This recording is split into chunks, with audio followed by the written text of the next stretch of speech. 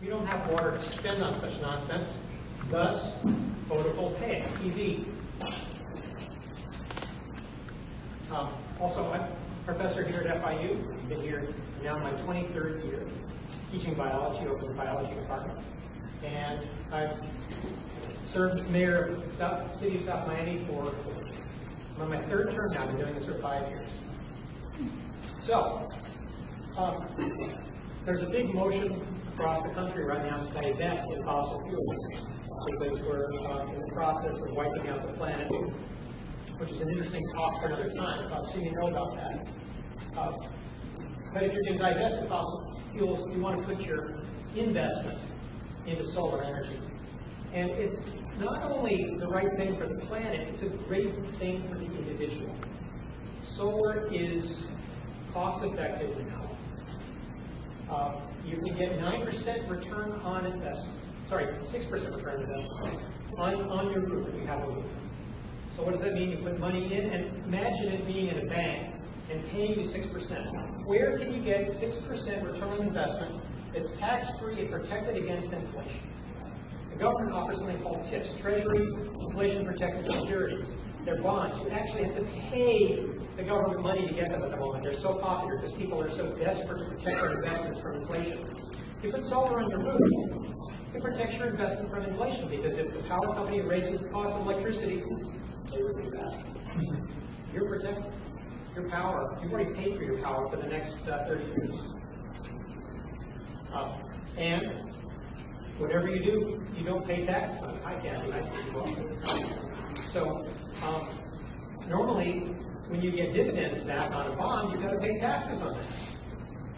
Solar power, you don't pay taxes on the power, you got to do pure savings. So it's great there. Turns out, solar power on rooftops is the only good ecological thing to do with suburbs. Suburbs have no ecological redeeming value except a heck of a lot of roof space where we can be farming the sun. So if you want to be a good ecologically minded person on the planet, you try to get people living in really nice cities.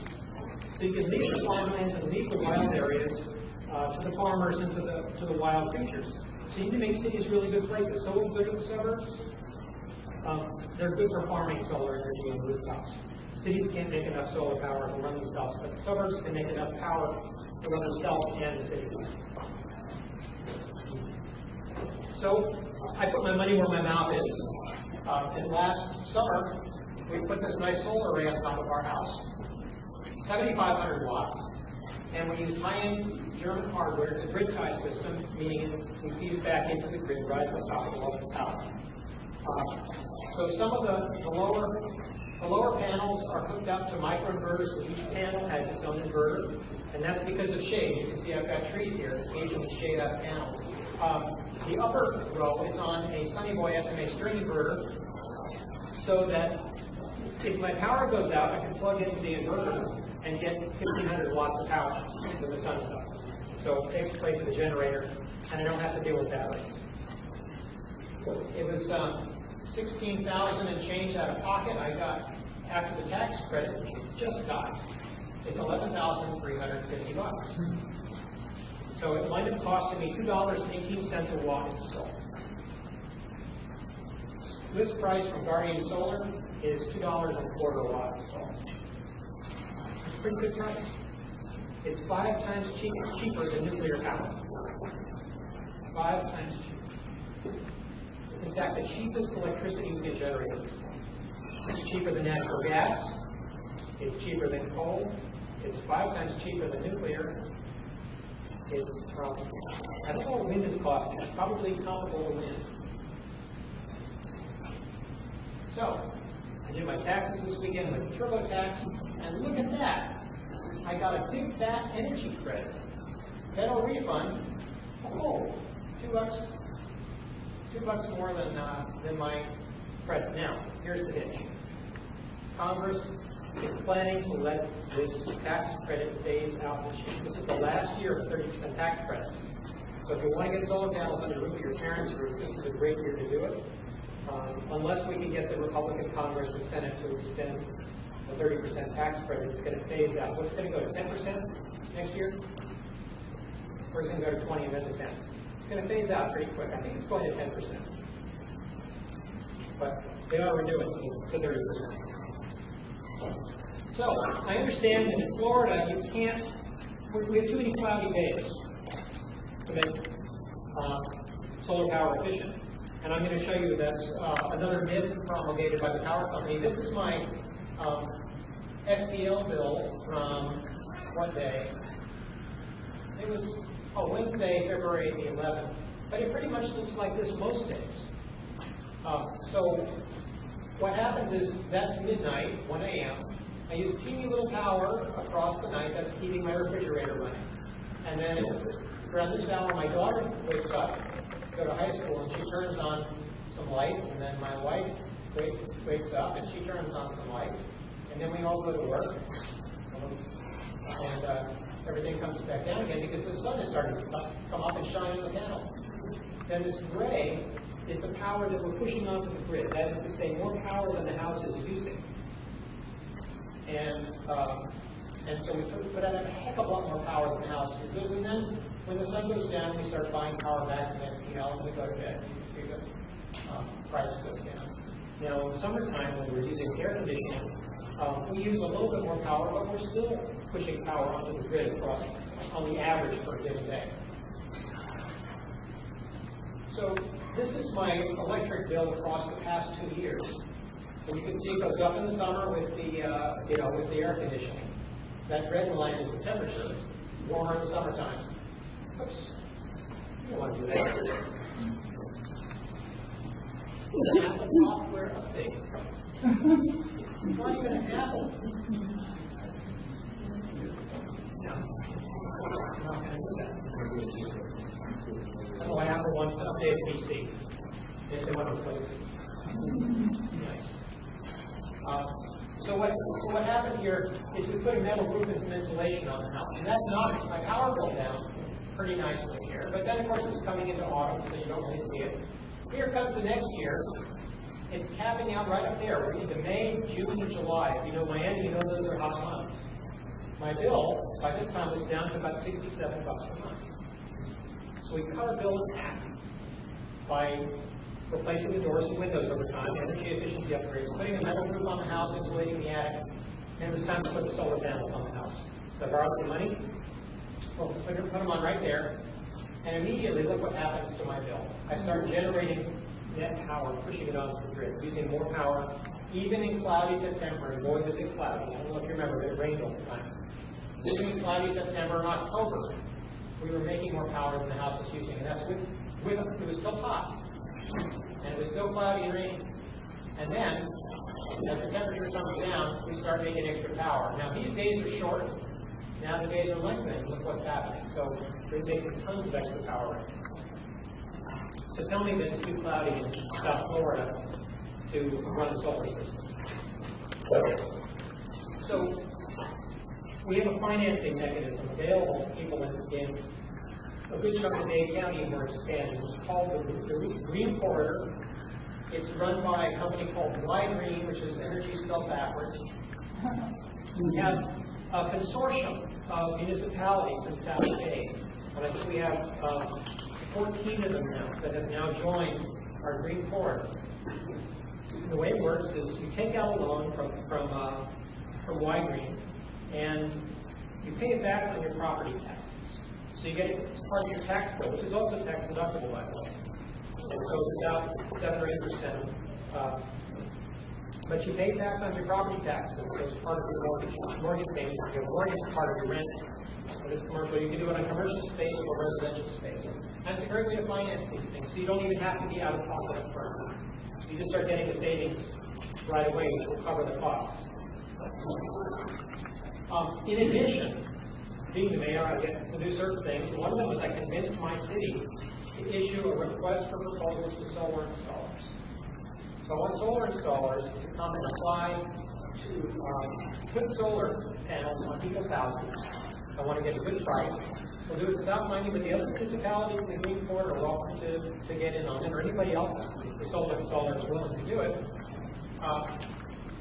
And hopefully we'll get good pricing, because about a third of an installer's effort and time is spent rounding up customers. if we can deliver to customers, they ought to be able to give us a pretty good price. So we'll see if we get that. So we'll see if we can sort of generate a little bit of extra interest here, while we still got the federal tax. So my wife and I did a little exercise one evening. We did this independently, and we came up with exactly the same answer, so I think it's correct. And our question was, how much energy would it take to supply all the energy needs of Florida with solar power? And that includes not just the electric uses now, household, industrial, educational, etc., but all power. Cars, trucks, cruise liners, airplanes, trains, concrete furnaces, you name it. Every bit of power that we currently consume in Florida. And it would take a solar array that big. And I think we should put it on either on top of Tallahassee, which would be much better use for Tallahassee, or move it to Texas, which would be even better use for Texas. So the really interesting thing is to say how much would it take for the entire United States. Florida is a big state. It needs a lot of electricity. Take a little square in Arizona or a little square in Nevada to do it. An area about the size of Rhode Island would supply all the photovoltaic needs of the United States. Now, you just need one more thing. FPL loves to remind you that the sun doesn't shine at night. So what are we going to use? That's why we need nuclear power, right? Well, expect in a couple months Elon Musk, the owner or inventor of SpaceX, the Tesla, and Solar City. I expect Elon Musk to come out with a home battery product based on the Tesla battery system. It'll be a box that sits against the wall in your garage and plugs into your house and provides the battery backup power you need for your solar. So they haven't announced it yet, but I think that's going to be the next announcement. Musk is building big battery factories to bring down the cost. Yeah. So that area will be able to generate continuous power to all of Florida for a day. It would be enough power, total power generation, across 8 hours of sunshine to provide all the power needed across 24 hours in Florida of all sorts, including electricity, gasoline, jet fuel, diesel, etc. Every bit of power that we consume. Well, then I think that for the residential, that whole battery product that we could do this starting to that will keep in at night. We're going to need some nice batteries, no question. And battery technology is moving. It's not a static field. That's where the development front is right now. There's a number of different battery chemistries that are being developed. Lithium sulfur batteries are looking very promising at this point. Flow cells are technology that we'll be seeing coming on. They're just getting them online now for some industrial applications. But flow cells can keep the charge in a liquid and pump it through a converter. So you have essentially two big bladders in a tank, and you pump it through the converter to put power in and out of it.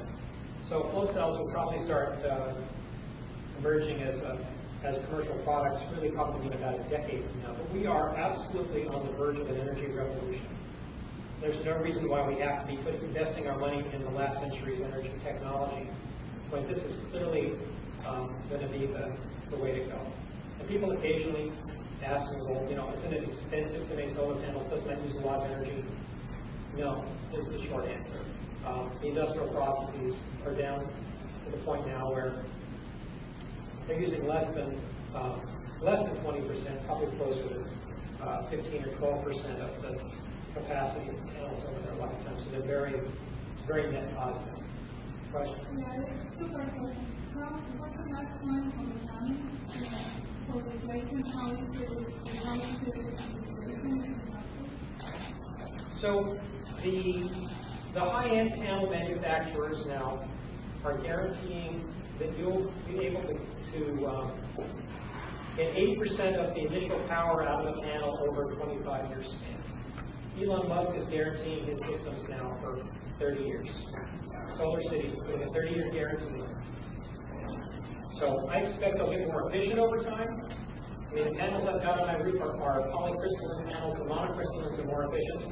They're also more expensive. So if you're space limited, you would go with monocrystal and pay a little more. If you've got the roof space, and I do, polycrystalline, like I said, makes enough power from my house, an electric car, and I'm still pushing power on the grid.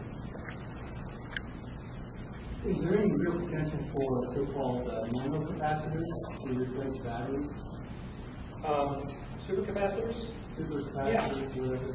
Yeah, they don't yet have the capacity that the chemical batteries do, but there's a lot of interest in it. One more question. Yeah. When you sell power back to the grid, do they pay you just normal retail rates? Okay, so this is a good question. So in Florida, we have something called net metering. And the idea is that when I make more electricity with my house than my house consumes, the extra power flows onto the grid. It goes backwards to the meter, and I start getting a credit for that power. Then at night, when my array stops making power, the meter starts flowing forwards again, and I use up that credit. So it goes back and forth and back and forth, on and off the grid. So during the day, you guys are using my solar power. At night, we're all getting power from FPL's generating stations.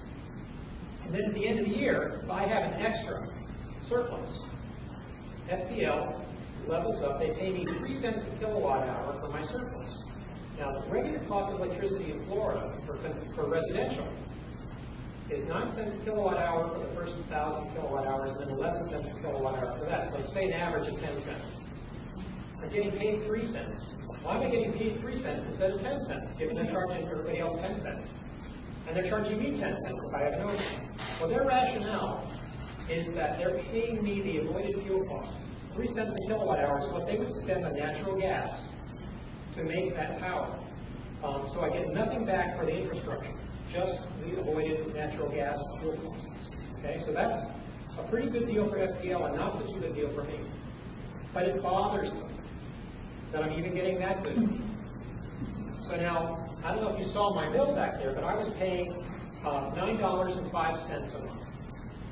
So that's about $7.50 to FPL and another $1.50 in taxes, which come to the city of South Miami. I like that part.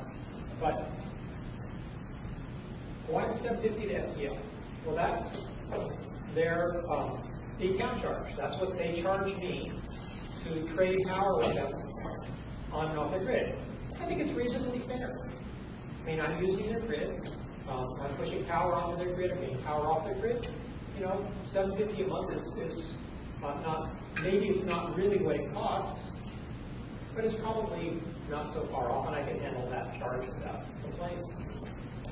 But they're not satisfied with that, because they recognize that if all you guys do what I'm doing, they're pretty much out of business. And especially when Elon Musk's batteries come out and start getting cheap, and people start going off grid, and this becomes a really big problem. This is a disruptive technology. And so companies like FPL could get in the business of providing rooftop solar at competitive prices. They could do the group pricing.